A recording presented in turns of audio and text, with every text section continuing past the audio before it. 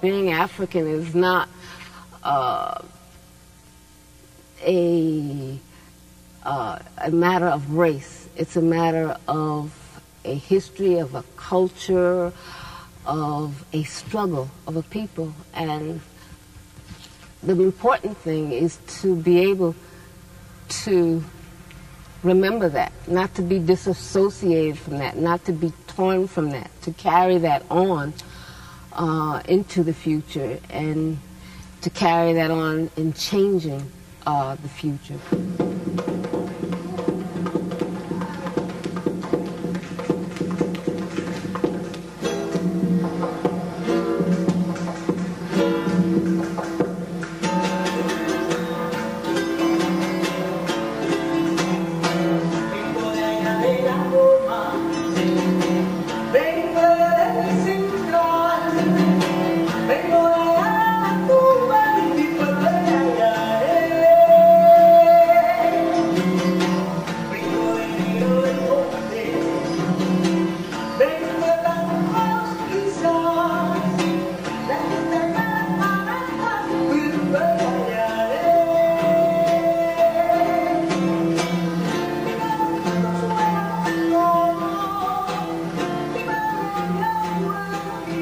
One of the most shocking things when I came to Cuba was just how African Cuba is. I mean, I didn't realize that there were this whole huge number of African people on this island. I had no idea, because the projection is very different, how you are taught to think about Cuba in U.S. media. So I was really shocked. And then I began to be exposed to the culture, and the culture is so rich, whether it's in dance, whether it's music. It's so African. There's the rhythm, there's the drums, I began to be aware of just how much they had robbed us in the United States, because the slavery, the kind of slavery that existed here was terrible, and equally as terrible in the United States, but people were able to keep their religions, their gods, their piece of language. They were able to maintain dances, rituals that were directly from Africa. And for the first time in my life, I became acquainted with the Orishas, with Yemaya, Shango, Obatala, and I felt like, wow, I was reclaiming just another piece that was stolen from us. Yagumagarere, Abata,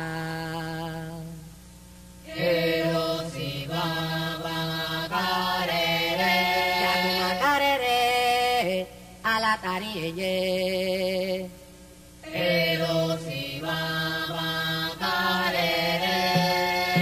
Moro coro como temero, modena que momo temaka. Moro coro como temero, modena que momo temaka. Otani mama tara, eroni mamarora, lawe de lorun seriki lorun apeleya, sakake misa okuroba, boba ena yemata que yana yo. Moro coro como temero, modena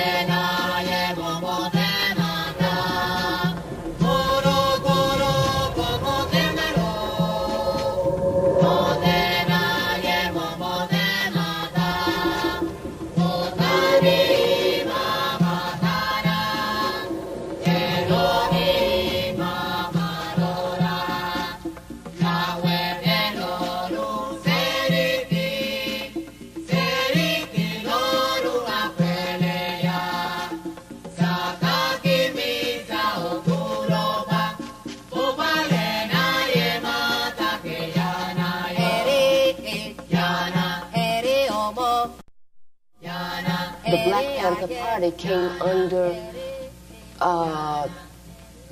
the guns of the FBI, as did all of the Black liberation movement. It didn't matter what positions you took. It mattered that people related to those positions, that people understood what you were saying, that people supported you. And I think that when J. Edgar Hoover and those who control the United States government understood how many young people looked to the party for leadership, how many young people were inspired by the Black Panther Party, how many young people supported the activities of the Black Panther Party.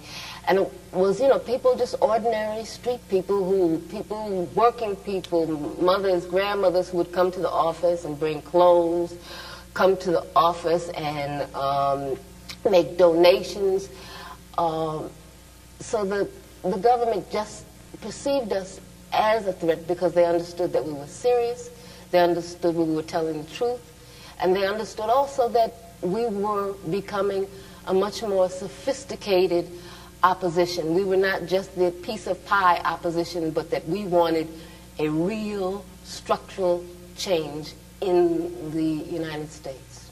And so we took very clear positions. We opposed the United States government intervention in Vietnam. We opposed the blockade against Cuba and all of the other U.S. policies that were hostile to the Cuban Revolution. We opposed the United States policies of supporting apartheid in South Africa. We opposed all of the U.S. government's imperialist policies against all progressive people's struggles. By the 1960s, the end of the 1960s, the Black liberation movement became the main target of the counterintelligence program. And what they did was to try to neutralize all